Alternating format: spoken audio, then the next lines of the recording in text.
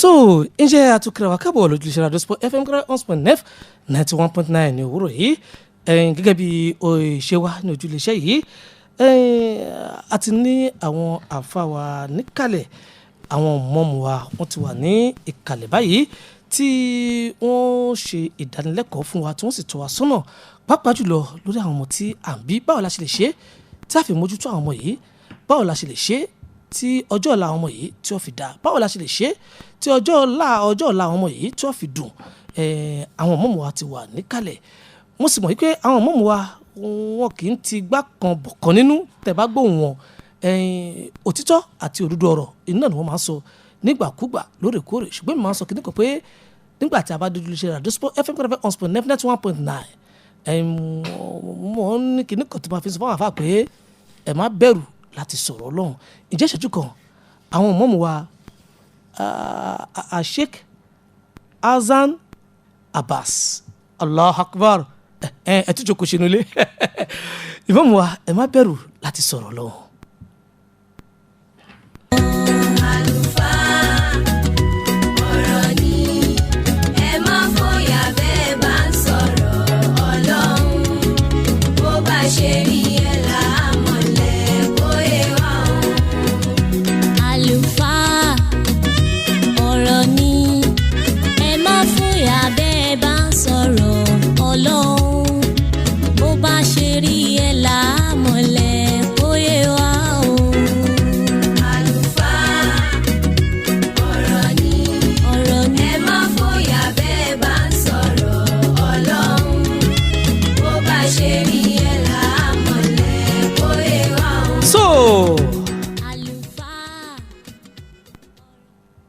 Imam wa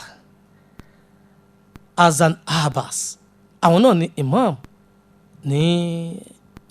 Daru Quran wa Sunna tó ń bẹ ní Segbe. Salamu alaikum wa rahmatullahi wa barakatuh. Wa alaikum assalam wa rahmatullahi wa barakatuh. tó ibi tẹ́ fẹ́ gbé wa lọ lóòrọ̀ yìí ayé gbogbo wa pátá lè fẹ́ bá wa tún ṣe torí àwa ń lọ kóònù ayé àwọn kan sì ń dé wá sínú ayé ẹ má fi gbá kan bọ̀kan nú báwo la ṣe ṣe tọ́jọ́ ọ̀la wa pàápàá jùlọ àwa mùsùlùmí ń mẹ́hẹ̀ àwọn ọjọ́ ọ̀la wa yìí báwo la ṣe ṣiṣẹ́ lórí wọn bismillah. Allahu azza wa jalla Allahu azza wa jalla tawil umura shaykhi قدوتنا في العلوم عباسنا على كنبي فاخفضوا رب الأنام من كيد كل مكيد فاخفضوا من كل شر من الجن والإنس فاخفضوا رب الأنام من كيد كل مكيد فاخفضوا من كل شر من الجن والإنس صلاة الله سلام على محمد بن عبد الله هو مداثر مزمل شفيع شيخ عباس. أعوذ بالله من الشيطان الرجيم. بسم الله الرحمن الرحيم. الحمد لله رب العالمين ولا عاقبة للمتقين ولا عدوان إلا على الظالمين وأشهد أن لا إله إلا الله وحده لا شريك له وأشهد أن محمدا عبد الله ورسوله وصفيه وخليله نشهد أنه بلغ الرسالة وأدى الأمانة ونصح لأمة وجاهد في الله حق الجهاد أما بعد فإن أصدق الحديث كتاب الله وخير الهدى هدى نبي صلى الله عليه وسلم وشر الأمور محدثاتها فإن كل محدثة بدعة وكل بدعة ضلالة وكل ضلالة في النار. إخوة الإيمان، السلام عليكم ورحمة الله وبركاته. وعليكم السلام ورحمة الله وبركاته. lẹ́yìn ìgbà tí a dá ọpẹ́ fún ọba Allahu subhanahu wa ta'ala, atọrọ àlékún ìkẹ́ àti ìgẹ̀ fún ànábì wa Muhammad sallallahu alayhi wa sallam. ẹ̀yin ẹrúsìn Ọlọ́run, a rí wípé ìdúpẹ́ fún Ọlọ́run nídìí rẹ̀ lọ́dọ̀ wa. Èyí tá ń ṣe ní ìdájí ẹni yìí, à ń fi mariri oore tí Ọlọ́run ọba ṣe fún wa ní àkókò yìí ni. Torí kò wọ́pọ̀ nínú àwọn mùsùlùmí táwọn náà ń gbà lérò wípé àkókò tá a wà yìí jẹ́ ó bá mi láyé. Ẹ̀rí jẹ́ kó bá èmi náà láyé, àmọ́ pẹ̀lú àkọọ́lẹ̀ wọn lọ́dọ̀ Ọlọ́run ọba ò jẹ́ ó bá wọn láyé. Àwa tí Ọlọ́run ọba wá ṣe oore tó tóbi yìí fún, ó yẹ ká máa rírì ọpẹ́ fún ọba náà. Alhamdulillah. Wọ́n bá yìí tá a dùn yìí lọ́pẹ́ náà, a bẹ̀ ọba náà kó bá wa gbà sáyé ọpẹ́. Àmín. Èyí tá a tọrọ fún ànábì yìí, à ń fi máa rírì wípé òun náà ni Ọlọ́run ọba rán sí wa. A sì ń tọrọ ìkẹ́ àti ìgẹ̀ fún. Bá a tọrọ fún, Ọlọ́run ti ṣe yìí tó ju eléyìn lọ fún. Tí wá àlékún ni ó máa jẹ́. Kọ́lọ́run bá kí ó bá wa mú ìkẹ́ àti ìgẹ̀ bá ànábì wa Muhammad sallallahu alayhi wa sallam. dídá padà oríire tí ń bẹ nínú ìkẹ́ àti ìgẹ̀ yìí, Ọlọ́run bá jẹ́ ó kárí gbogbo àwa tá a jẹ́ mùsùlùmí lórí ilẹ̀ ayé. Àmín. Albarika la ilaha illallah. Naam, ṣáájú kó tó di wípé a wọnú èyí tí àwa náà mú wá láti fi ṣe gbogbo mùsùlùmí ní àǹfààní ní ìdájí ẹni. Àwọn ẹnìkan ni Ọlọ́run ọba ṣáájú níbí, àwọn ẹnìkan ni Ọlọ́run ọba kọ́kọ́ sọ wípé ẹ̀yin ni ẹ kọ́kọ́ lọ sọ̀rọ̀ ńbí. Ọlọ́run ọba ò bẹ̀rẹ̀ látorí bàbá wa olówó làgbà Alhaj Abdulkarim Thani, fi kárí gbogbo àwọn àyímà, àwọn dakatira, àwọn ṣòyókò nínú ìmọ̀. Ọlọ́run ọba ò àfidédé àsìkò yìí àfi bẹ̀ ọ́, gbogbo èyí tí wọ́n wí fún wa, Ọlọ́run jẹ́ ká gbọ́ ká mú lò. Àmín. Albarika la ilaha illallah. A kí gbogbo àwọn màmá tí wọ́n gbé ìsìláàmù lárugẹ nílùú Olómẹ̀ àti gbogbo àyíkáyè nínú ayé. Torí bá ń gbọ́n wa ní ìdájí ẹni, àwọn ẹnìkan ni wọ́n fowó wọn sílẹ̀. Ibi ò kìí ṣọ̀fẹ́, kìí ṣọ̀fẹ́. Àwọn ẹnìkan ni wọ́n kówó sílẹ̀ lọ ní ẹ lọ ṣètò Ọlọ́run ọba, ẹ jẹ́ káwọn èèyàn gbọ́rọ̀ Ọlọ́run. Gbogbo ibikíbi tẹ́ mú kó tẹ́ fi ń ná, Ọlọ́run ọba yóò máa ṣàlékún ẹ̀. Àmín. Yóò sì bá fi àlùbáríkà sí. Àmín. Albarika la ilaha illallah. Àwa padà sọ́dọ̀ àwọn ẹni tí Ọlọ́run ọba gbé sí àyè náà, gẹ́gẹ́ bí Alhaji wa Eletiọfẹ Saleh. Àwọn ni wọ́n mójútó àyè yìí, làwa báyìí fi ń ní àǹfààní àti máa wá bí. Àjíǹde ara tí èèyàn fi máa ń ṣe, àlàáfíà, k'Ọlọ́run bá kí ó bá wa jogún ẹ̀ fún wa. Àmín. Gbogbo tí ó tara tàwọn náà jáde lọ́mọ, Ọlọ́run bá kó bá wa jogún àlùbáríkà tó pọ̀ fún wa. Àmín. Iṣẹ́ náà Ọlọ́run bá má jẹ́ ó sún wọn, Àmín. má jẹ́ ó rẹ̀ wọ́n. Àmín. Torí àlàáfíà ni a fi máa ń ṣe, k'Ọlọ́run bá kó bá wa jogún ọ̀pọ̀lọpọ̀ àlàáfíà fún wa. Àmín. Albarika la ilaha illallah. Naam, èyí tí a mú wá ní ìdájí ẹni, òun náà ni tó kan gbogbo wa, tó yẹ kí gbogbo wa ó mójútó. Wallahi, torí bí àwùjọ Islam bí ṣe ń lọ,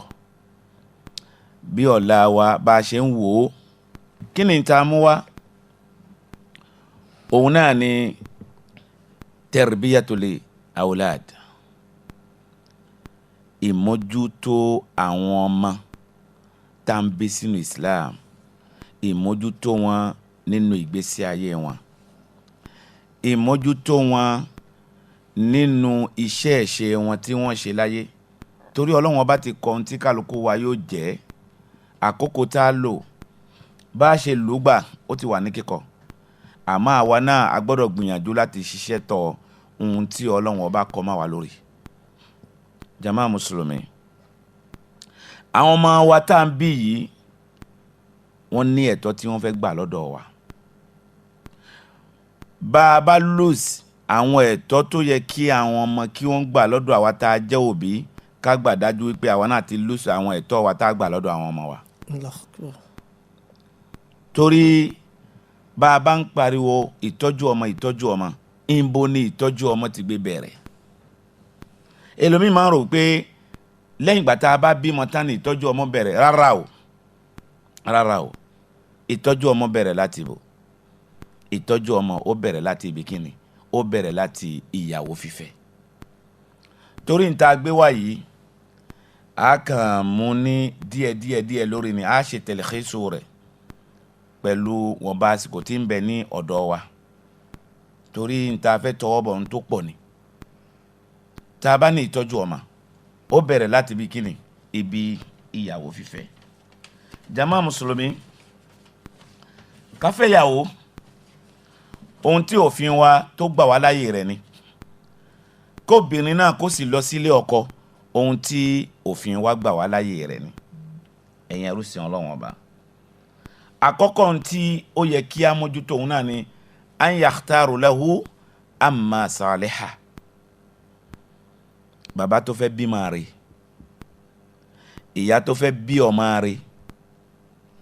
ó láti ṣẹ̀ṣà irúfẹ́ ọkọ wo ló yẹ kó fẹ́. Bẹ́ẹ̀ náà ni obìnrin náà tó fẹ́ bímọ alálùbáríkà,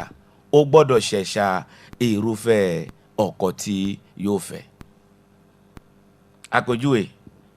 ìwọ tó fẹ́ fẹ́ ọmọ tó jẹ́ ọkùnrin, tó sì ń fẹ́ wípé ọmọ obìnrin tí mo fẹ́ fẹ́ yìí o, mo ń fẹ́ kó bí ọmọlúàbí jáde fún mi. O láti rìn bó ṣe tọ́ àti bó ṣe yẹ, láti jẹ́ kí o rí bó ṣe yẹ kó rí. Ẹ̀rí àwọn ọ̀nà tí Islam làálẹ̀ wípé ká gbà tí yóò fi da, àwọn ọ̀nà náà ló yẹ ká gbà. Tá a bá ti gba àwọn ọ̀nà yẹn, a rí wípé n ta fẹ́ ṣe nǹkan náà, a rojú tó, yóò sì lálùbáríkà, yóò sì lóyìn. Àmọ́ tó bá di wípé à ń pàdé ọ̀rọ̀ wa níbi kan tá ń lóra wa mọ́lẹ̀, kó tó di wípé àwọn òbí wa mà sí, jàmáà rí wípé ìtọ́jú ọmọ ń ti mẹ́hẹ̀ láti bẹ̀. Torí ohun tá ń pè ní àtọ̀ tí ń bẹ lára kíni, tí ń bẹ lára ọkùnrin, Ànábì wa Muhammad sallallahu alayhi wa sallam, ó ń sọ fún wa nínú ọ̀rọ̀ rẹ̀, nínú hadith tó ṣe wípé ó wá láti ọ̀dọ̀ Abi Daud. Ànábì ní takhayyaru linutifatikum, takhayyaru linutifatikum. Ànábì ní ẹ ṣẹ̀ṣà àwọn ààyè tẹ́ dá àwọn àtọ̀ yín sí, ẹ̀yin kíni, ẹ̀yin ọkùnrin. Torí omi tí ń bẹ lára yín kì í ṣe ibikíbi tẹ́ bá rí lẹ́ẹ̀dá sí. Jàmáà Mùsùlùmí, omi tí ń bẹ lára ẹ̀yin ọkùnrin kì í ṣe gbogbo àyè ibikíbi tẹ́ bá rí náà ní ẹ̀dá sí. Ẹ rí wípé àwọn àgbẹ̀ tí wọ́n bá fẹ́ gbé irúgbìn, ẹ wo bọ́n ṣe máa ń tọ́jú ilẹ̀, ẹ wo àwọn nǹkan tó fi máa ń wọ́lẹ̀ lọ́tún lósì kó tó di wípé wọ́n gbìn nǹkan sí. Ohun tó ń fẹ́ gbìn sí ni wọ́n fẹ́ kí nǹkan yẹn kó yọ, kó ṣe é wò, láti jẹ́ kí owó ẹ̀ kó gbé pẹ̀lẹ́. Òun ni wípé kì í ṣe wípé kákan róbìnrin níjọ́ kan jọ́ méjì ká sọ pé àti fẹ́ yàwó. Rárá o. Torí àwọn ọ̀rọ̀ tá à ń sọ yìí à ń mú lórí ni, àwọn nǹkan pọ̀ nísàlẹ̀ gan tó ṣe wípé ó yẹ kí a mójútó. Obìnrin tó fẹ́ tó rí wípé obìnrin yìí kò paramọ́ gbogbo ara ní sílẹ̀ àwọn aṣọ ìgbàlódé obìnrin tí àlìjánu ti fọwọ́ bà tí wọ́n wá lọ rọ́ọ̀lù olóòfẹ́ fẹ́ yàwó ọmọ rẹ̀ wo ló tó fẹ́ tibẹ̀ jáde ọmọ rẹ̀ wo ló fẹ́ tibẹ̀ jáde àbí ìwọ obìnrin náà tó ṣe wípé olóòfẹ́ lọ́kọ mùsùlùmí ni ẹ́ o fẹ́ ṣẹ̀ṣà ọkọ o wá rẹ̀ nìkan ju ọ̀mùtí ló fẹ́ lọ́kọ ẹni tí ò yí kírun kèfèrí ló fẹ́ lọ́kọ ó wá lọ́ọ́ fẹ́ bímọ rẹ̀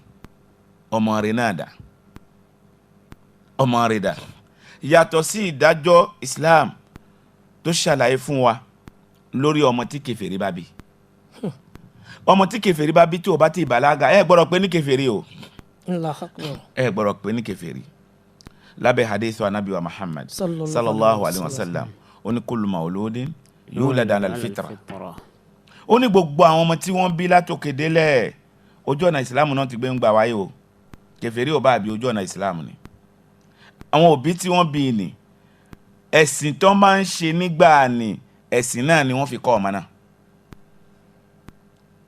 ẹ̀sìn náà òun ni ọmọ náà ó mọ̀ ẹ̀rí náà ni wípé ọmọ kèfèrí tí ò bá ti bàlágà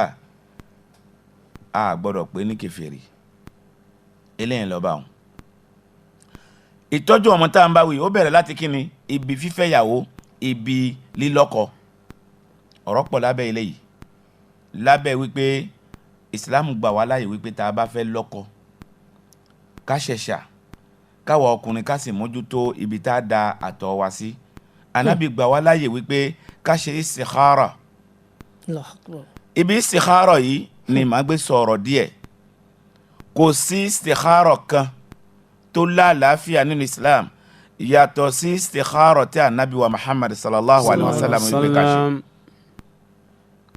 istikhara tí anábì ní ká ṣe ó ṣàlàyé fún wa nípa rẹ̀ ó sì fún wa ní àdúwà tó yẹ ká ṣe ǹjẹ́ bẹ́ẹ̀ la wà ń ṣe àyẹ̀wò la wà ń lọ yẹ̀wò tí ó sì gbọ́dọ̀ rí bẹ́ẹ̀ istikhara ní náfìlà méjì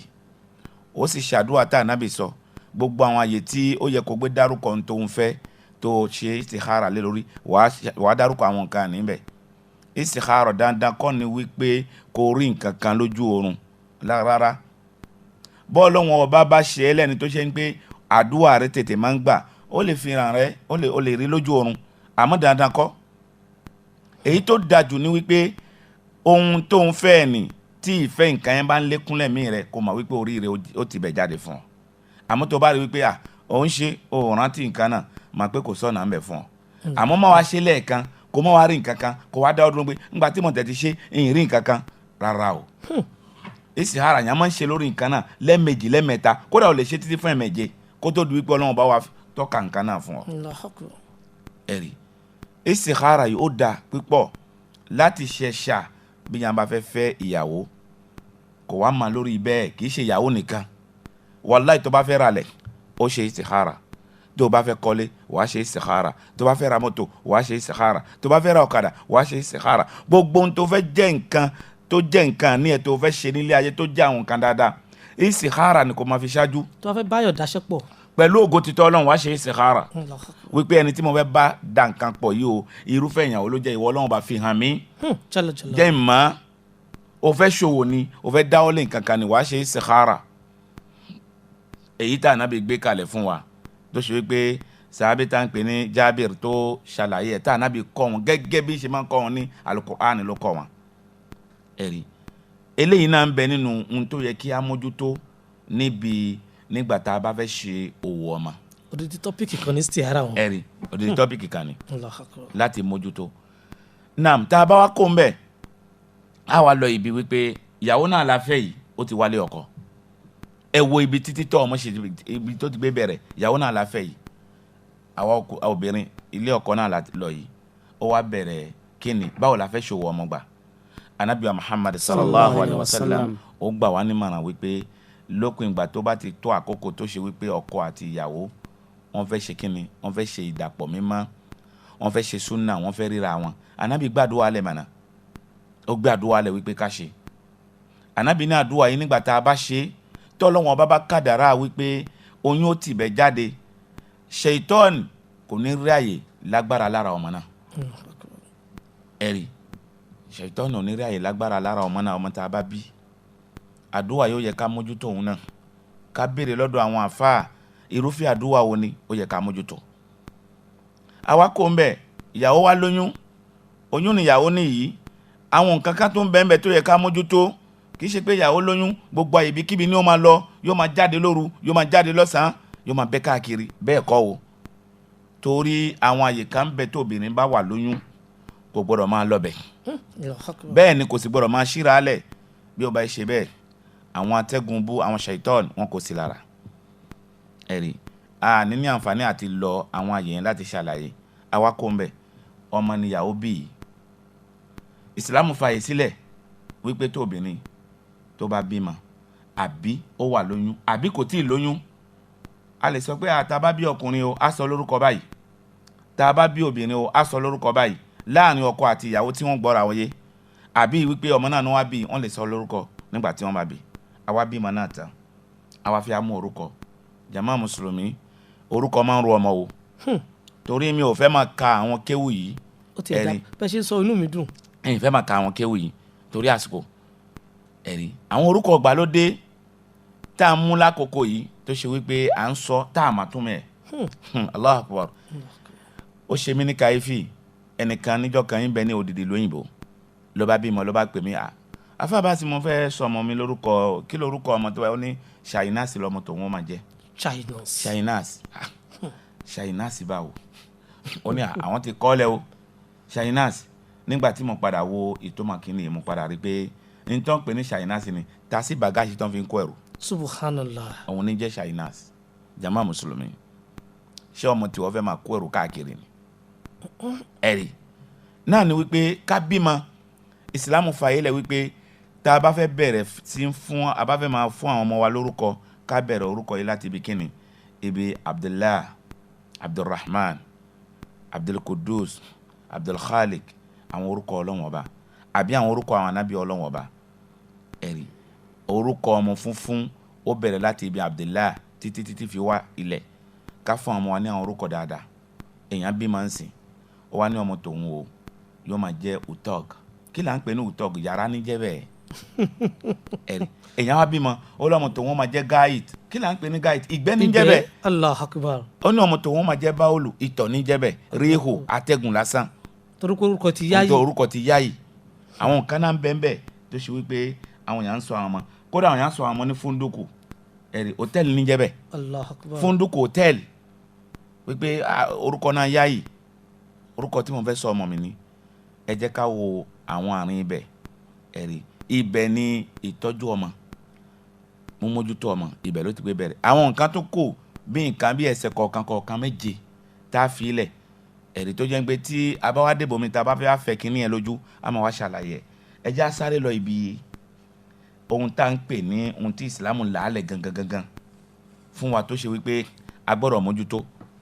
ní ibi ìtọ́jú ọmọ nǹkan mẹ́jọ ni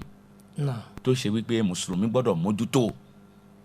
nínú ìgbésí ayé láì jẹ́ pé mùsùlùmí mójútó ó mẹ́hẹ̀ níbi ọmọ títọ́ ó mẹ́hẹ̀ gidi ẹ̀rí àkọ́kọ́ nínú àwọn nǹkan yẹn anabiya muhammad sallallahu alayhi wa sallam ó gbé wá sí àkíyèsí ó ní iza mata al-insan inqata'a anhu amaluhu illa min salasa anabi ní tọ́mọ ẹ̀dá ènìyàn bá kú gbogbo iṣẹ́ ẹ̀yányá ti pin àyàfi nǹkan mẹ́ta àkọ́kọ́ ń bẹ òun náà ní illa min sadaqatin jariya sàárà tí bá ń ṣe nígbà tí ń bẹ láyé sàárà náà yìí ṣe pé sàárà kan tí ń ṣàn sàárà tí ń ṣàn ìmọ̀ kó jẹ́ ń gbé mọ́sálásí ló kọ́ kàbí ó gbẹ́ kànga kàbí ó lọ́ọ̀gì kan kalẹ̀ gbogbo ohun tó ṣe wípé ó dálẹ̀ láyé tí wọ́n ṣe lọ́fẹ̀ẹ́ tó ṣe wípé nǹkan náà ò parẹ́ kó tó di wípé òun náà kó láyé. Allahu Akbar. ẹ̀rí àbí wípé àwọn ẹ̀ńlẹ̀ mọ̀ yòó ń tàfà wọn bẹ́ẹ̀ ẹni tó kù yìí òjíṣẹ́ kan ló jẹ́ ó lè jẹ́ télà ó lè jẹ́ mẹ́kò ó lè jẹ́ agbẹ́gi ó kó àwọn ọmọ ní iṣẹ́ yìí wọ́n mọ iṣẹ́ náà ó dá wọn lójú àwọn ọmọ yẹn wá ń ṣiṣẹ́ yẹn ìyàwó ń jẹ ń bẹ ọmọ ń jẹ ń bẹ ẹni tó kọ́ wọn níṣẹ́ ó ti kú àwọn sàárà tí ń ṣàníyàn ẹlẹ́kẹ̀ẹ́ta àwọn náà ni waladu salih yad'u lahu ọmọ rere tó bá bílẹ̀ lẹ́yìn ìgbà tó ò sí láyé má ọmọ náà ó máa wá ṣàdúrà fún ọ jàmá mùsùlùmí ẹ jẹ́ ká sọ òdodo ń bí gbogbo ọmọ tá a rán lọ sí ìlú òyìnbó kò sí kankan tó fẹ́ ṣàdúrà kan fẹ́ nìkan o ẹ lọ gbàdájú. Allahu Akbar. gbogbo owó tẹ́ ń ná sí wọn lórí àánú ọlọ́run ló kù torí ẹ̀kọ́ wípé kẹ́ ẹ kú kọ́ máa bí ọlọ́run ọba fún yín pẹ̀lú hadithu tá a kà yìí ọmọ ẹ̀ o ọmọ ẹ̀ torí ẹ̀kọ́ ò ní bẹ nílùú òyìnbó ní kẹ́ máa rán ọmọ lọ lóyìnbó o àmọ́ ọmọ tẹ́ fẹ́ rán lọ lóyìnbó ẹ̀kọ́ ò lẹ́kọ́ láti ilé kó tó di wípé ẹ̀ràn lọ. Allahu Akbar. bí o bá gba ẹ̀kọ́ ẹ̀sìn tó yè koro láti ilé kódà ẹni tó gba ẹ̀kọ́ ẹ̀sìn tó yè koro láti ilé ńgbà tó dé lóyìnbó ó ní afábàsì àfáàní o ó ní ìgbà tí mo mú mára títí fún ọdún kan ọdún méjì táwọn ẹgbẹ́ mi ń lọ tó ń bọ̀ èmi náà bẹ̀rẹ̀ sí ń gbégbó ni o. Allahu Akbar. ẹ̀yà ó lóun padà bẹ̀rẹ̀ sí ń gbégbó ni o gbogbo ilé tí mo rí tó ń kọ́ yìí igbó ni o igbó lòun tà lòun fi kọ́ afáàsì ni ẹ̀yà ká tó wá sọ wípé àwọn ọmọ wa tí wọ́n máa lé hamdu wọ́n mẹ́sìn ẹ̀rí kò sí ìtọ́jú kankan tó jẹ́ ìtọ́jú kan tó múnádóko lórí àwọn ọmọ wa tá à ń rán lọ sí lóyìnbó ẹ já sọ òdodo fúnra wa wàláhì nílẹ̀ yìí ọdún tó kọjá ọdún àwẹ̀ tó kọjá lẹ́sìn mo pàdé ọmọ òbí níran tí mo mà nílẹ̀ yìí tó lọ sí lóyìnbó obìnrin ni lọ́sàn-án gédéǹgbé báyìí ló bọ́ sí òhò tó wọ̀ òhò ló wà ẹ̀rí òhò ló wà ẹ̀rí náà ni wípé gbogbo àwọn ọmọ tá à ń rán lọ sí lóyìnbó ẹ jẹ́ kó ń gbọ́ ẹ̀kọ́ Islam láti ilé kó tó di wípé kó ń lọ ọkùnrin nínú wọn obìnrin nínú ẹ jẹ́ kó ń gbọ́ ẹ̀kọ́ Islam. hadithu yìí Ànábì jẹ́ kó yé wa wípé waladun salih yad'u lahu ọmọ rere tí a bá fi ilẹ̀ tí ó máa bí Ọlọ́run ọba fún wa ṣùgbọ́n ọmọ tá a bá fi sílẹ̀ kéwù ni ọmọ tá a bá rán lọ lè kéwù ni ó mọ̀ pé bàbá mi o ó mójútó mi bàbá mi ohun tó fi ilẹ̀ yìí tí mo wá ń jọ láì ó yẹ kí n ṣàdúrà fún ẹ̀rí náà la fi ń pariwo ní gbogbo ìgbà ẹ jẹ́ kí àwọn ọmọ kan lẹ́kọ̀ọ́ ẹ̀sìn ẹ̀kọ́ ẹ̀sìn ó ṣe pàtàkì láti ní ihun tí ó rọ àwọn ọmọ wa òun náà ní kéwú ohun tí ó rọ wọn torí àsìkò wa yìí àsìkò náà ó gbẹgẹ pípọ̀ ẹ̀rí mímójútó àwọn ọmọ yìí a rí wípé aya al-Qur'an ti ń sọ fún wa ó ní al-mal wal-banun ó ní ẹ̀rí owó àti ọmọ eléyìí bẹnu suratul Kahf owó àti ọmọ zinatul hayatu dunya ó ní ọ̀ṣọ́ ilé ayé ló jẹ́ ọ̀ṣọ́ ilé ayé ló jẹ́ ẹ̀rí ọ̀ṣọ́ ilé ayé àtagbára ló jẹ́ ilé ayé tó ṣe wípé yóò padà wá tán wal a'mal salihah ẹ̀rí iṣẹ́ olóore tá a wà lẹ́nu ẹ̀ ní ìdájí iṣẹ́ olóore náà ni o ẹlòmíràn máa rò pé tí mo fi wá bí yìí wàláì mo mú mára ni torí mo ti kọ kínní yìí ó kéré ó ti ju ọdún bíi 8 kàbí 9 lọ wípé mi ò ní máa jáde lóru parce que ó léwu pípọ̀ wàláì èló náà fẹ́ fún ọ ẹ̀rí èyí tí wọ́n ń ṣe yìí ládà ẹ̀ máa pọ̀ gan ládà ẹ̀ pọ̀ gan ẹ̀rí náà ni wípé wal a'malu salihah ẹ̀rí iṣẹ́ olóore wa bi khasa èyí tó jẹ́ àdáyàrí bẹ́ẹ̀ òun náà ni at-tasbih wa tahmid wa takbir òun náà ni ìmá ṣàfọ̀mọ́ fún ọlọ́run àti ìmá dúpẹ́ fún ọlọ́run ìmá gbé ọlọ́run ọba tó bí jama mùsùlùmí wa tahlil ìmá sọ gbólóhùn la ilaha illallah afdal ajran inda rabbika min al-mal wal banin ó lọ́lá lọ́dọ̀ ọlọ́run ọba ju wípé mo máa lówó pípọ̀ mo máa bímọ pípọ̀. ọlọ́run ọba Allah ó ń sọ fún wa nínú ọ̀rọ̀ rẹ̀ ó ní ya ayyuhal ladhina amanu ó ní mo pẹ̀yìn olùgbàgbọ́ lódodo tọ́lọ́run ọba bá ń sọ wípé mo pẹ̀yìn olùgbàgbọ́ lódodo májẹ̀mú mẹ́ta níbẹ̀ lábẹ́ rẹ̀ májẹ̀mú àkọ́kọ́ òun náà ni wípé àmánù yẹn a fi aya al-Qur'an kan fi tú kan nítorí a máa ń fi aya al-Qur'an fi tú aya al-Qur'an tí ó bá wá nígbà míì a fi hadith fi tú aya al-Qur'an bẹ́ẹ̀ náà ni a sì tún fi Qur'an náà fi tú hadith nígbà míì gbogbo ẹ̀ náà ló lọ ọlọ́run ní alladhina amanu wa lam yalbisu imanahum bizulm ulaika lahumul amnu wa hum muhtadun ẹ̀rí pé mo fi aya al-Qur'an yìí fi tú eléyìí ọlọ́run ní ya ayyuhal ladhina amanu mo fi ẹ̀yin tí ẹ ní ìgbàgbọ́ sí èmi ọlọ́run ọba ẹ̀yin tẹ́ mọ̀ èmi ọlọ́run ọba tó ṣe wípé èmi náà ni mò ń bẹ nínú ẹ̀mí yín níbi sísìn ó yẹ nísìn ẹ̀yin tẹ́ ní ìgbàgbọ́ wípé anabi Muhammad sallallahu alaihi wasallam èmi náà ni mo rán mo ní kó wá jíṣẹ́ fún yín wa amalu bi shari'ihi tẹ́ sì ń tẹ̀lé òfin ẹ̀sìn wàláhì èèyàn lè jẹ́ mùsùlùmí èèyàn lè ní ìgbàgbọ́ ó lè má ṣe nǹkan míì ó lè má tẹ̀lé òfin ẹ̀sìn ẹ̀rí ó lè má tẹ̀lé ó lè má kírun ó lè má gbàwẹ̀ ó lè má yọ zaka eléyìí tẹ̀ pọ̀ já ó pọ̀ tí olóhùn kà ẹ̀rí ó jẹ́ mùsùlùmí lóòótọ́ ó ní gbàgbọ́ sí Ọlọ́run ń kírun ó sì gba ànábì gbọ́ àmọ́ òfin ẹ̀sìn tó ní kó yọ zaka kúrò nínú owó rẹ̀ kò yọ zaka. Ọlọ́run sì sọ pé alladhina la yutuna zakata wa hum kafirun, gbogbo ẹni tó bá yọ zaka kúrò nínú owó ẹ̀ kèfèrí ni. ọ̀rọ̀ zaka kọ́ la bá wa o, àlàyé ló lọ bẹ̀ ẹ̀rí. Ọlọ́run ní yáyọ alladhina amanu yìí, alladhina amanu àwọn ni tó ṣe pé wọ́n ní ìgbàgbọ́ sí èmi Ọlọ́run ọba wa lam yalbisu imanahum bizulm, tí wọ́n gbé ẹ̀wù ìgbàgbọ́ wọn pẹ̀lú àbòsí. Wọ́n gbé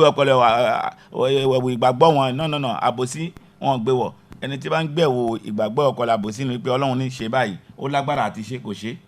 ẹ̀wù ìgbàgbọ́ ó ti gbé ọ̀pọ̀lọpọ̀ àbòsí. Ọlọ́run ní ulaika lahumul amnu, Ọlọ́run ní àwọn gangan náà àwọn ni tó ṣe pé wọ́n jẹ́ ní ìfàyàbalẹ̀. Bọ́n bá rí dọ́là kan ọkàn wọn máa ń balẹ̀ sí, bọ́n bá rí aṣọ díẹ̀ wọ̀ ọkàn wọn máa ń balẹ̀ sí, gbogbo ohun tọ́lọ́run ṣe fún wọn ó tẹ́ wọn lọ́rùn.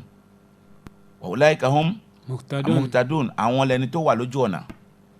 Mo ti fi amanu yìí fi tú aya al-Qur'an yìí ń wá padà wá sẹ́yìn. Ọlọ́run ní yá ayyuha alladhina amanu ku anfusakum wa ahlikum nara. Ọlọ́run ní ku anfusakum yìí, Ọlọ́run ní ẹ kó ara yín ní ìjánu àtàwọn ará ilé yín kúrò níbi iná tó ṣe wípé èèyàn àtòkúta lọ́lọ́run fẹ́ fi pò náà. èèyàn àtòkúta alayha malaikatun, Ọlọ́run ní àwọn màláíkà tí ń bẹ nídìí iná yìí, àwọn màláíkà aláyà bí ara, aláyà bí òkè tó ṣe wípé tí wọ́n bá gbé èèyàn sọ́wọ́ báyìí ẹ sì máa rí bí eṣinṣin lọ́wọ́ wọn ni mo fi ṣọ́ iná yìí. kí ga nídìí ń bí ni wípé ayé faqihu wa adabuhum, ẹ kọ́ àwọn ọmọ yín lẹ́kọ̀ọ́, ẹ mójútó àwọn aráalé yín, ẹ jẹ́ kó mẹ́sìn. ihfadhu anfusakum bifi'li ma amarakumullahu bihi wa taraka ma nahakum anhu wa ihfadhu ahlikum bima tahfadhuna bihi anfusakum minan nar. Ọlọ́run ní ẹ mójútó ara yín o, àwọn ẹ̀mí yín àtàwọn ìyàwó yín àtàwọn aráalé yín gẹ́gẹ́ bẹ́yìn náà ẹ mójútó àwọn ìyàwó yín àwọn ọmọ yín gẹ́gẹ́ bẹ́yìn náà ṣe mójútó ẹ̀mí yín. ṣé ẹ máa pẹ́ ẹ̀mí yín ẹ̀ nífẹ̀ẹ́ kí aburú kó kàn, bẹ́ẹ̀ ni ẹ̀ ní jẹ́ kí aburú kó kàn kí ni àwọn ọmọ yín náà pàápàá. Ọlọ́run sọ eléyìí, ẹ̀yin ẹrú sìn Ọlọ́run ọba. Ànábì wa Muhammad sallallahu alaihi wasallam ó ní kullukum ra'in, gbogbo aládàáná ẹ jẹ́. Ọlọ́run ní àbíyín o, wa kullukum mas'ulun an ra'iyatihi, àbíyín bẹ́ẹ̀ ṣe dá àwọn ọmọ náà gbà fún Islam, bẹ́ẹ̀ ṣe tọ́jú wọn fún Islam á béèrè lọ́dọ̀ yín, wallahi àbíyín. torí ẹ̀tọ́ àwọn ọmọ náà tẹ́ ẹ̀ bá fún wọn Ọlọ́run bá yóò béèrè, torí ẹ̀yin lẹ pè wọ́n wá sílé ayé. Mò ń gé àwọn kinní yìí ní kékèké ni. Ẹ wá já lọ ibi tí a ti gbé ka nǹkan mẹ́jọ fúnra wa. Àkọ́kọ́ ńbẹ̀ òun náà ni wípé àwọn olùmọ̀ wọ́n pín ẹ̀kọ́ ọmọ tó yẹ kó gbà lọ́dọ̀ òbí wọ́n pín sí ọ̀nà mẹ́jọ. Àkọ́kọ́ ńbẹ̀ náà ni wípé ma'rifatullah, bọ́mọ rẹ̀ ó ṣe mọ Ọlọ́run, ìwọ bàbá ọmọ ló kọ́ o. Wa ma'rifati nabi sallallahu alaihi wasallam, bí ọmọ rẹ̀ ó ṣe mọ ànábì ìwọ ló kọ́. Àwọn nǹkan yìí ó ṣe pàtàkì. Wa ma'rifati dinil Islam, Ìsìláàmù yẹn gangan bí ọmọ rẹ̀ ó ṣe mọ ìwọ ló kọ́ o. Náà láriwo tá ń pa kọ́lọ́wọ́n bá kó bá wa ṣe dáadáa fún alhaji wa Abdul Hakim American àti gbogbo àwọn ní títí ń ṣe àwọn iṣẹ́ yìí bọ̀ wá kó tó di wípé wá kan alhaji, torí àwọn ẹnìkan ni wọ́n dàyà kọ iṣẹ́ olóore nílẹ̀ yìí, lọ́kùnrin wọn lóbìnrin wọn, kọ́lọ́wọ́n bá kó bá fa àlùbáríkà sínú iṣẹ́ wọn. Torí àwọn màmá wa wọ́n kọ́ mọ́sálásí rẹpẹtẹ, wọ́n kọ́ wàláì pẹ̀lú bí agbára wọn ṣe máa ń gbà náà, wọ́n gbìyànjú wọ́n gbé ìsìlámù lárugẹ. Àti àwọn bàbá wa náà èyí tí ń bẹ láyé nù àtàwọn èyí tó ti kú, kọ́lọ́wọ́n kó bá foríjì wọn. Ẹ̀rí wọ́n gbìyànjú nídìí ẹ̀sìn láti jẹ́ kí àwùjọ wa kó lápá rere kó sì dàgbà sókè. Ẹ̀rí òun ni wípé àwọn khutuwat al-muhimma fi tarbiyatil awlad, àwọn ojú ọ̀nà tó jẹ́ àwọn ojú ọ̀nà pàtàkì tó ṣe wípé ó yẹ ká mójútó àwọn ọmọ wa gbà. Àkọ́kọ́ náà la kà wípé ma'rifatullah, mímọ̀ Ọlọ́run ọba ní ibi sínsìn. Torí tí ọmọ mùsùlùmí bá ti ní ọdún méjì, mùsùlùmí ti gbọ́dọ̀ máa gbìyànjú pẹ̀lú ọmọ yìí ní ibi mímọ̀ Ọlọ́run. Ọmọ mùsùlùmí tó bá ní ọdún méje wọ́n ní ká fòró rẹ̀ kó kírun, tó bá lọ́dún mẹ́wàá tí ò bá kírun ẹ̀nà lẹ́gbàá, Ànábì ló sọ. Ẹ̀rí bẹ́ẹ̀ náà ni mímọ̀ Islam ó ṣe pàtàkì. Ẹlẹ́kejì òun náà ni wípé gbogbo àwọn nǹkan mẹ́ta tá a kà yìí, mímọ̀ Ọlọ́run ọba yìí àti mímọ̀ ànábì àti mímọ̀ ìsìláàmù yìí ìbéèrè kan ni tó ṣe wípé wọ́n bi èmi wọ́n bi wọn náà nínú kòtò sáré wọ́n béèrè lọ́dọ̀ wa wọ́n bi mí wọ́n bi wọn náà wàláhì àfáà kan ò dàgbà ju ìbéèrè yìí lọ torí àwọn wá sí oríṣiríṣi là ń gbọ́ táwọn èèyàn sọ pé àwọn èèyàn kan bẹ nínú àwọn àfáà tó jẹ́ pé wọ́n ní bí wọ́n nínú kòtò sáré wípé mánú rọ̀bùkà irọ́ ni o wàláhì wọ́n bi àfáà wọ́n bi ọmọ kéwù wàláhì wọ́n bi àfáà wọ́n bi ọmọ kéwù kálukú ní òròjú ara rẹ̀ kálukú sí ní ó sì gbénú sáré ara rẹ̀ wọ́n béèrè báwo la ṣe sìn gbà báwo la ṣe mójútó Islam gbà wọ́n béèrè tarkinuhum bi ba'd al-adhkar al-mukhtasara ọmọ rẹ̀ tó bí wọ́n béèrè tọ́ ọmọ náà pẹ̀lú bọ́mọ yẹn bá fẹ́ bẹ̀rẹ̀ sí máa jẹun bó bá fẹ́ máa jẹun ẹlẹ́kejì nù tó bá fẹ́ máa jẹun jẹ́ kí ọmọ náà máa jẹun pẹ̀lú bisimilahi rahman rahim kó sì máa bẹ̀rẹ̀ oúnjẹ náà jíjẹ pẹ̀lú ibi tí abọ́ bá dojúkọ kó má rí wípé ẹja ńlá wà lọ́hùn kó máa wá yí abọ́ báyìí máa gbà fún. Allahu Akbar. ẹ̀kọ́ kan ni tó yẹ kí a mójútó nínú àwọn ẹ̀kọ́ tó yẹ ká mójútó fún àwọn ọmọ inú ẹ̀ náà ni an yuhibbahum ila fi'li salat tó o bá ń lọ sí ibi ìkírun mú ọmọ rẹ lọ bẹ́ẹ̀ jẹ́ kó mọ ẹ̀sìn láti kékeré kó máa mọ tó ń sìn má fi ilẹ̀ nínú ilé. ẹlẹ́kẹ̀rin òun náà ni wípé tẹ̀míàtì ma'lumatihim bi ba'd al-akhbar an-nafi'a àwọn ìtàn tó jẹ́ àwọn ìtàn Islam tó fẹsẹ̀ rinlẹ̀ òun ni ó jẹ́ kí ọmọ rẹ̀ kó mọ̀ gbogbo ẹ̀yin bàbá ẹ̀yin ìyá tẹ́ máa pa ìtàn bú kalẹ̀ fún ọmọ orí ìyá alágbájá ni òun ló pa bàbá mi àjẹ́ ni ẹ dákun bó la fẹ́ máa ṣe kí la fẹ́ fi eléyìí fi ṣe àwọn ìtàn tó jẹ́ pé ó lè dá wàhálà lẹ̀ tí ó jẹ́ kí àwùjọ kó má tòrò tí ó jẹ́ kí ilé kó má gbóná. tàbájọ́ kó lé mi kó lé ọkọ. ẹ̀rí àwọn ìtàkìtàn táwọn màmá ó máa pa fún àwọn ọmọ wípé orí ìyá alágbájá ajẹ́ ni o kódà ọmọ kẹta ní òun ló pa gbogbo ẹ̀ má mi lọ́wọ́. Allahu Akbar. kí lẹ fẹ́ fi dà. kò jẹ́ ń gbélé ọkọ. kò jẹ́ ń gbélé ọkọ ó lé mi kó ń lé ọkọ àwọn ìtàkìtàn yẹn à nídìí ẹ̀ nínú Islam ẹ pa ìtàn àwọn ẹni Ọlọ́run ọba fáwọn ọmọ láti jẹ́ kí àwọn ọmọ ní ìdàgbàsókè fún Islam. ẹlẹ́karùn-ún náà ni targhibuhum fi mahabbatillahi wal jannati inda qiyamihim bil af'al wal aqwal at-tayyiba òun náà ni wípé ká fòrò àwọn ọmọ náà ní ibi ìnífẹ̀ẹ́ sí Ọlọ́run ní nífẹ̀ẹ́ Ọlọ́run ọba ní ibi jíjí lóru láti máa fòrò wọn pé àlìjánà tó bá ṣe dáadáa ó wà àlìjánà o ó bá ṣe dáadáa ó wà àlìjánà ká sì máa dẹ́rù bá wọn takhwifihum bi ghadabillah ká máa dẹ́rù bá wọn pé Ọlọ́run ó bínú sí ẹ tó o bá kírun o Ọlọ́run ó bínú sí ẹ o gbọ́dọ̀ máa kírun o torí àwọn ìyá wa wọn máa fòrò àwọn àǹtí wa síbi irun kíkí ọjà nìkan ni wọ́n ń fòrò wọn sí àwọn ọmọ lè jí láti aago 6 kọ́nsá ti lọ sọ́jà sí gámi fún wọn kọ́ndé ní aago 6 rọ̀lẹ́ kọ́nsá ti pa owó wọlé lọ́rọ̀ bá tán òkè àyílá òkè àlásàrì òkè mangiribi ìṣáì kò sí ní tó kà wọ́n Ọlọ́run ó béèrè lọ́dọ̀ yín o torí àwọn ọmọ kan tó bá dọjọ́ àlùkìyámà tọ́nà ọba ni ẹ bọ́ síbi báyìí ẹ wá jẹ ìyá yín wọ́n ní Ọlọ́run kò sí problem á jẹ ìyá àmọ́ àwọn òbí tóbi wa bó o bá ń fún wa ní ìyá kan jẹ fẹ́yìn mi nàlá àdá méjì pọ̀ ni kò fún wọn torí àwọn ni wọn kọ́ wa wọn sọ fún wa wípé ká ṣe ẹ̀rí ẹlẹ́kẹ̀fà tàbí ẹlẹ́kẹ̀je táwọn ọmọ náà tí wọ́n bá dàgbà ẹ̀rí táwọn ọmọ yìí bá dàgbà tó ń bá tó ọ̀rẹ́ ní jàmá mùsùlùmí ó ti ní ọmọ ọlọ́dún 12 ọmọ kìnnì 18 ogún ọdún ń lọ sí skul ń mú ọ̀rẹ́ wálé dákun irúfẹ́ ẹni tí ń mú wálé tó jẹ́ ọ̀rẹ́ rẹ̀ ni ó láti mọ̀. Allahu Akbar. torí tí o bá ṣe bẹ́ẹ̀ máa bí ọmọ rẹ wípé ọmọ tí ń tẹ̀lé ẹ̀yọ́ ọmọ ta ni bàbá wo ló bí ìyá wo ló bí mo ò bá máa béèrè jàmá àgùntàn tó bá tẹ̀lé ajá yóò jẹ̀gbẹ́ bọ́ọ̀mù ẹ bá ń tẹ̀lé adigunjalè yóò padà jalè bí bá ń tẹ̀lé àmúgbó yóò padà àmúgbó. Allahu Akbar. àwọn nǹkan tí ń ṣẹlẹ̀ tó ṣe pé àmójútó àwọn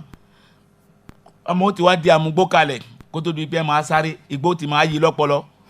lẹ́mọ̀ á lé àwọn afá káàkiri ẹ dákun ẹ jẹ́ káwọn afá sinmi díẹ̀ o. Allahu Akbar.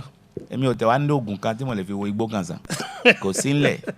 ìwọ gangan tó fọmọ́ lẹ́ni kò mójútó. Allahu Akbar. wàláì àwọn ọmọ ti yí lórí pẹ̀lú igbó àwọn ọmọ kékèké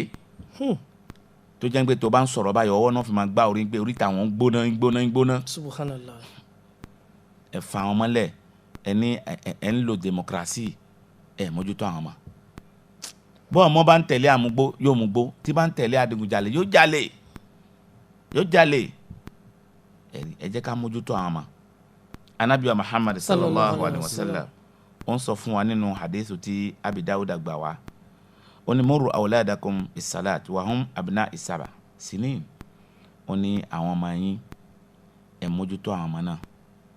ẹ kọ́ wọn lẹ́kọ̀ọ́ ẹ jẹ́ kí wọ́n mọ irun kí ẹ fòró wọn fún irun kíkí nígbà tí àwọn ọmọ náà ní ọdún méje. àwọn ìyá wa ọmọ tó jẹ́ pé ọdún kan ló ní ọdún méjì bíjú ṣe bíjú fún mi ń tẹ́ ń kọ́ àwọn ọmọ nìyẹn ẹ kọ́ àwọn ọmọ ní gbólóhùn la ilaha illallah. wadribuhum alayha wa hum abna ashar báwọn ọmọ yín bá ní ọdún mẹ́wàá báwọn bá kírun ẹ lù wọ́n ní ìsìlámù sọ wa farriquhum baynahum fil madaji bẹ́ẹ̀ bá bí ọkùnrin tẹ́ bí obìnrin tí wọ́n ti ní ọdún mẹ́wàá ẹ dákun ẹ yà wọ́n níbi ibùsùn bí ó bá ṣe bẹ́ẹ̀ ìbàjẹ́ ó ṣẹlẹ̀. a ti ń rí ẹ̀gbẹ́ tàbúrò tó ń fúnra wọn lóyún a sì ti ń rí ẹ̀gbẹ́ tàbúrò tó ń jọ ń fọwọ́ gbára wọn nídìí gbá ìdí tí wọn náà ti ń ṣọ́ra díẹ̀díẹ̀ ẹ dákun kí ni bá débẹ̀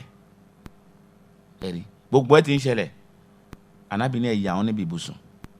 àwọn ẹ̀kọ́ náà pọ̀ tarbiyatul imaniya ìmójútó ọmọ níbi ìgbàgbọ́ tarbiyatul badaniya báwo lọmọ ó ṣe mára báwo ni ó ṣe máa wẹ́wẹ́ gbà tarbiyatul khuluqiyya báwo ni ọmọ ó ṣe máa hùwà láwùjọ mójútó gbogbo yẹn ọmọ yanu pàkà yóò máa pe ẹgbẹ́ bàbá ẹ̀ lórúkọ yóò yanu yóò máa pe ẹgbẹ́ ìyẹ́ ẹ̀ lórúkọ dàbá sọ ni báwa ṣe ń ṣe ń lé wa nìyẹn. Subhanallah. ẹ̀rí tarbiyat aqliya báwo lọmọ ó ṣe lò làákàyè tí ń bẹ lọ́dọ̀ rẹ̀ gbà tẹ́rẹ̀ nìyẹn jama mùsùlùmí báwo lọmọ ó ṣe gbé àwùjọ gbà ó ṣe pàtàkì. àwọn ọmọ wa yìí tó tó wa burú nísìn bàbá Eletiọfẹ àwọn ìyá wa gbìyànjú wọ́n ń ṣe sàárà wọ́n ń ṣe dáadáa wàláhì mò ń ṣàkíyèsí nǹkan kan àwọn èèyàn wa wọ́n ti bẹ̀rẹ̀ sí ń gbé àwọn ọmọ wọn sísọ káàkiri àwọn ọmọ yìí wá yá ìhànà wọ́n mọ ẹgbẹ́ ìyá wọn yàtọ̀ sí ẹgbẹ́ bàbá wọn. nígbà tó bá ti ń kàwé lálá. inna lillahi wa inna ilayhi raji'un ẹgbẹ́ bàbá wọn máa béèrè lọ́dọ̀ ìyá ẹ̀ ń kọ́ màmá ò sí ń bí jáde bàbá ẹ̀ ń kọ́ wọ́n ti wá kò sẹ́kọ̀ọ́ ẹ̀kọ́ náà kò sẹ́kọ̀ọ́ ẹ̀rí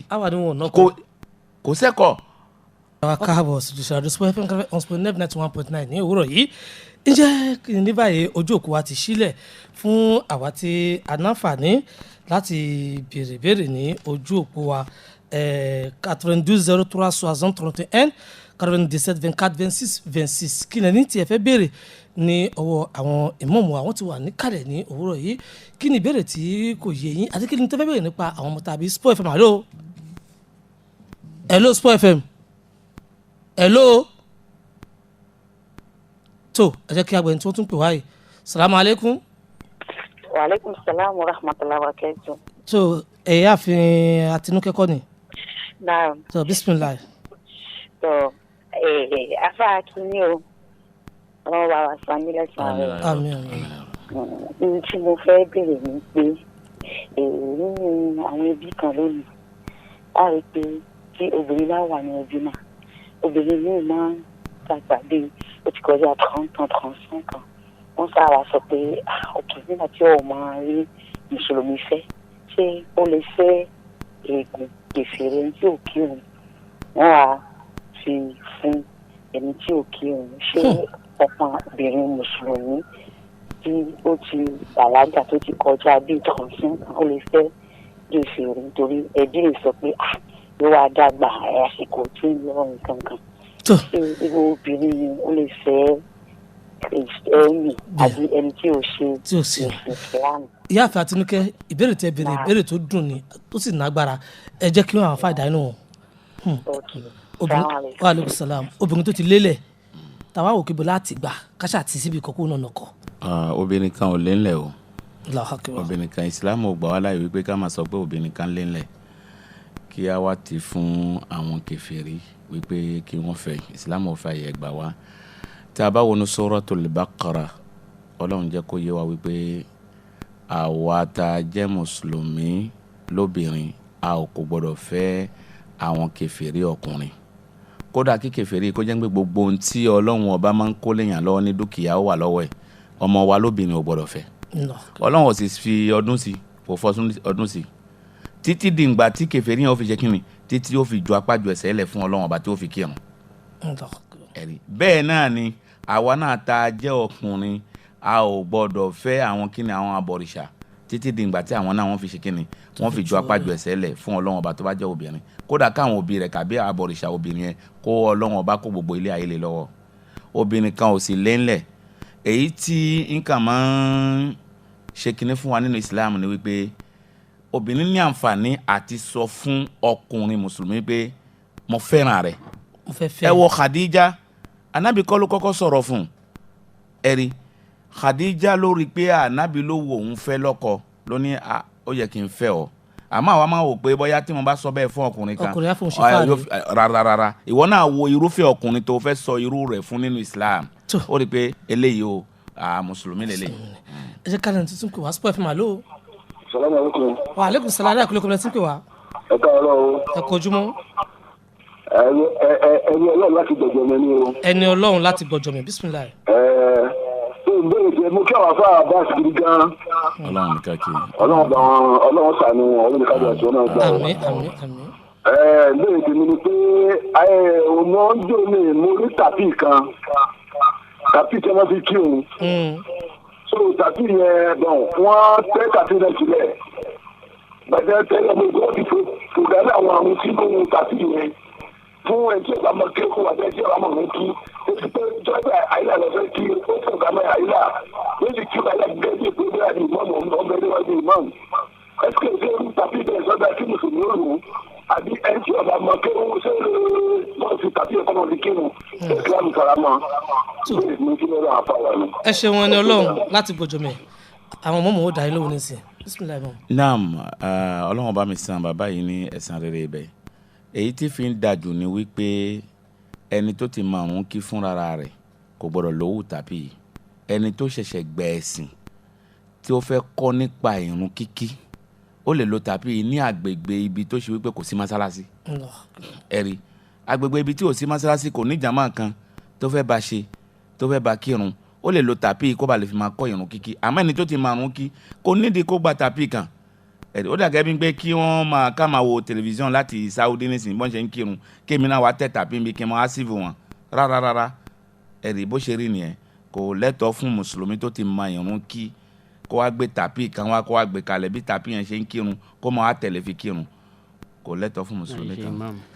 tó ojú òpó àtúntì sílẹ̀ báyìí láti gba ìbéèrè 92036031 97242626 Sport FM àlọ́. hello naam hello wa aleykum salaam kí ló kọ́ lọ sí ń pè wá. wàhídì láti Zungu bisimilayi. Ọlọ́run ló ní. ìbéèrè mi kọ́kọ́ lọ báyìí fún nípa ọ̀rọ̀ tí ẹ bá wa sọ Eletiọfẹ. naam. ó lè kẹ́kọ̀ọ́ fún wa. àmín àmín. kí ló bí èròkèrò kí ni tó bí èròkèrò mo fẹ́ kẹ́ bá tẹ̀mọ́ ẹ̀ sí. tó ṣé béèrè yín náà nu. ọ̀kẹ́ mo ti wá kí afa wọ́n kó oúnjẹ mi tí wọ́n bá a sọ wọ́n jẹ́ kí wọ́n pẹ́ fún wa. àmín. torí wà tí wọ́n bá a sọ láàárọ̀ yìí ó pín tọ́ọ̀nù tó pọ̀ rẹpẹtẹ. táwa ní pé a sọ á béèrè béèrè lórí ẹ̀ ètò yìí kò lè tẹ́. àfáàná ti sọ bẹ́ẹ̀. bẹ́ẹ̀ ni lórí àwọn ọmọ lórí òbí sọmọ lórí ẹ̀kọ́ tí wọ́n fi ń kọ́ wa irú ẹ̀kọ́ ni wọ́n fi ń kọ́ wa ẹ̀kọ́ pé ká lọ síwájú ni àbí kọ́ pé ká má nífẹ̀ẹ́ ara wa ọ̀rọ̀ yẹn fẹ̀jẹ̀ ni ọ̀rọ̀ yẹn ọwọ́ tí wọ́n bá sí lárọ̀ yẹn a lè béèrè lórí ẹ̀ ẹ̀kọ́ ètò àti. ẹ ṣeun o akíyàlẹ́gbà wáyé láti Zungu wọ́n béèrè kan tó ṣe pé àwa kan lanu àwa ń sọ̀rọ̀ àwa ò sì lè dáhùn béèrè wọ́n ní kí ló máa ń bí èròkérò. naam n ti máa ń bí èròkérò ó pọ̀ gan àkọ́kọ́ náà tí yẹn bá jẹ́ mùsùlùmí tí ò bá wà láàrin àwọn mùsùlùmí ẹgbẹ́ ẹ̀mí ẹ̀ ó máa rorokérò lórí nǹkan tí ò dáa èkejì tí yẹn bá ń dá wà tó bá tẹ̀tún jẹ́ mùsùlùmí tó bá ń dá wà fúnra rẹ̀ àwọn nǹkan bú ní àwọn ṣèitán wọ́n máa gbé wánú ẹ̀mí fún ọ àti wípé o bá tún wá jẹ́ mùsùlùmí náà ìgbàgbọ́ ò sí ìwọ pẹ̀lú àwọn onítẹ̀jọ́ múra yín lọ́rẹ̀ẹ́ àwọn kèfèrí ló pọ̀ jù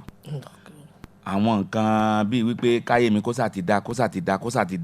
òun ni wọ́n bá ń kó sí yàn lẹ́mìí yóò jẹ́ kí èrò bú kó máa wá ní ẹ̀mí èèyàn. Àmọ́ tí a máa ń gbé pẹ̀lú àwùjọ àwọn ẹni rere àwọn mùsùlùmí jẹ́ ká lọ kírun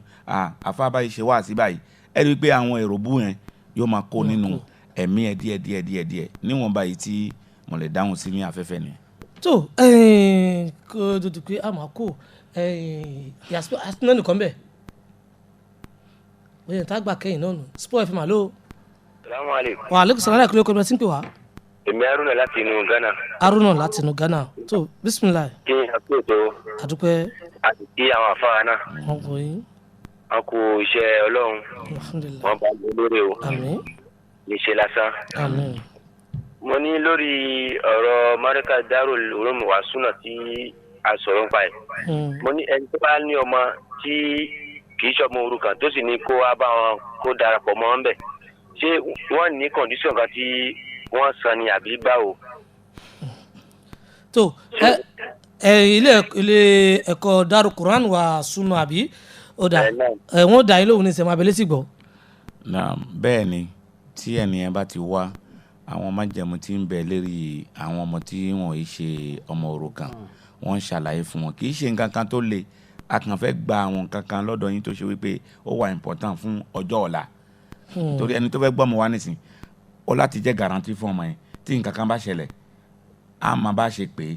bá ṣe yanjú ẹ̀ òun ni a sì ti gbé ètò kalẹ̀ tí ẹ bá fẹ́ fi orúkọ lẹ̀ wọ́n máa ṣàlàyé fún yín ní ẹ̀kúnrẹ́rẹ́. tó ní abala báwọn a nílè náà fà láti tún gba ẹnì kankan mọ́ torí pé màá fẹ́ kí àwọn fakarim kí wọ́n bá wa sọ bí nọ́mbà tí àwọn èèyàn wà bí tó jìnnà àwọn èèyàn wà bí abibì náà Nàìjíríà tí wọ́n ti gbọ́ nípa ilé kéwì yìí ṣùgbọ́n tí wọ́n lè kò gìrì wá pé káwọn wá jókòó pẹ̀lú yín wá gbọ́ àlàyé ǹjẹ́ lè fún wa ní àwọn nọ́mbà tó yẹ pé àwọn èèyàn lè pè tí wọ́n fi náǹfààní láti béèrè ohun tí kò bá yé wọn látọ̀nà tó jìn. alhamdulilayi adá ọpẹ́ fún Ọlọ́run ọba àtọ̀rọ̀ ìkẹ́ àti ìgẹ̀ fún anabiwa Muhammad àwọn àlùfáà wa tí a jẹ àǹfààní gbígbọ́ ọ̀rọ̀ ní ọ̀dọ̀ wọn láàárọ̀ abẹ́ Ọlọ́run ọba àdékíọlá kí ó bá ṣe àlékún ẹ̀mí gígùn àti àlàáfíà ara fún wọn iṣẹ́ Ọlọ́run tá a gbé dání Ọlọ́run ọba kó san wá ní ẹ̀san lórí bákan náà kí àwọn alhaji wa Salih Eletiọfẹ Ọlọ́run ọba kí ó bá wa kún yín lọ́wọ́ àlàáfíà ara Ọlọ́run ọba kó bá wa ṣe é fún yín lílọ bíbọ̀ yín Ọlọ́run kó bá àwọn yòlùṣọ́ yín Ọlọ́run jẹ́ kan ṣòro ọ̀dọ̀ Ọlọ́run iṣẹ́ Ọlọ́run tẹ́yìn náà gbé dání kò ní sún yín kò ní rẹ̀ yín Ọlọ́run ọba yóò kún yín lọ́wọ́ lérí ẹ̀ nípa àwa tí a bá níbi àfikún àbí a nídìí àlàyé nípa ilé ẹ̀kọ́ Darul Quran wa Sunna àwọn nọ́mbà tí a lè pè sí ní àwa tí a bá fẹ́ pè ní Togo yìí kí a pè sérí 92 02 06 84 àwa tí a bá ń bẹ ní ìlú Togo ká pè sórí 92 02 06 84 gbogbo àwa tí a bá ń bẹ ní ẹ̀yìn ìlú àwa náà lè pè sórí nọ́mbà yìí ká fi plus 228 síwájú ẹ̀ náà ni gbogbo àwa tá a bá sì fẹ́ pè sórí nọ́mbà Benin a lè pè sórí 229 97 75 65 33 gbogbo àwa tí a bá fẹ́ pè láti ìlú Benin ká pè sórí nọ́mbà 229 97 75 65 33 gbogbo ohun tí a bá béèrè a máa ṣe àlàyé ní ẹ̀kúnrẹ́rẹ́ fún ẹnìkọ̀ọ̀kan wa kí Ọlọ́run bá kó wà pẹ̀lú wa. àmín tó òun náà ti gbọ́ láti nu àfa Karim yẹn 9202 0684 tí ẹ bá fẹ́ béèrè ìbéèrè kan ìyẹn nílùú Togo ń bí ẹ̀yin tẹ́ wà lẹ́yìn odi láti Benin lọ ẹ lè pè 97756533 ẹ wàá fi +229 síwájú ẹ láàrin ìṣẹ́jú kan Imam Abass Hassan ẹ ṣe rọ́bà náà fún wa láàrin ìṣẹ́jú kan. alhamdulilayi èyí tí a wí ní ìdajì ní kọ́lọ́mù bá kó gbà sí ìbáradà fún wa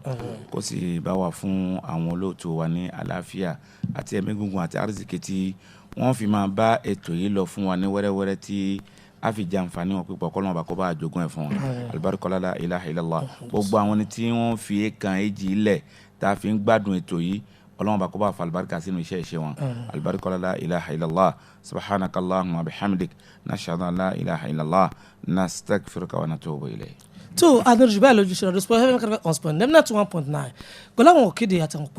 pẹ̀lú lọ́la òde yìí àtúmọ̀ anáfààní láti máa tẹ̀síwájú ní orí àwọn èkéde àtàwọn ìpolówó yìí torí pé ẹ wòjú aago ti lọ pẹ́lájì mikun ajá yasmin òun náà ń tẹkùn sí ẹ̀tọ́ gbèsè ambassador Alhaji Eletiọfẹ ẹ̀ńlẹ̀mí jẹ́ màfílẹ̀ dàgbére fún pé ó tún di ní òwúrọ̀ la masala.